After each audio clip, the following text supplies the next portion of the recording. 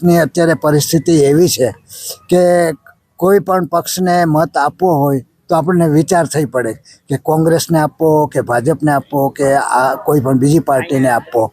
પરંતુ આપણે એટલું તો અમને પબ્લિકને એવી અહેસાસ થાય છે, અનુભૂતિ થાય છે કે આપણા દેશની અંદર જેટલું અત્યારે ભ્રષ્ટાચાર, પછી આ જે ગરીબ માણસો કે બીજા માણસોને જે હેરાનગતિ થાય છે, રોડ રસ્તાઓમાં જેટલું ભ્રષ્ટાચાર થાય છે, જે કોઈ પણ સરકારી ઓફિસો હોય એમાં પણ જેટલા ભ્રષ્ટાચારો થાય છે એનો કંઈ પણ નિકાલ થતો નથી. નિકાલ થતો હશે તો બહુ જૂજ થતો હશે એવું અમને દેખાઈ આવે છે.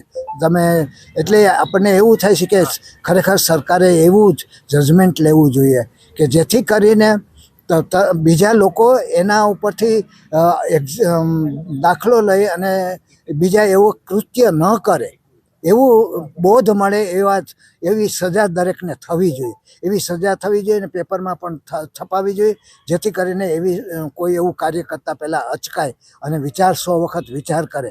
આજે તમે જો એકને એક ગુનો હોય તોય આપણા ગામની અંદર ને આપણા સિટીની અંદર પણ એવા ગુના થતા જ હોય છે. ત્યારે આપણને એમ થાય કે આ ક્યાંય જગ્યાએ કેટલો ભ્રષ્ટાચાર ને કેટલું અનૈતિક રાજકારણ ચાલી રહ્યું છે.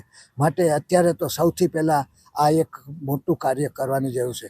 અને આપણા નેતાઓ આજે 2-5 વર્ષ ખાલી રાજકારણમાં આવી જાય અને પછી એની સંપત્તિ જોવો તો કરોડો રૂપિયા હોય તો ક્યાંથી આવી?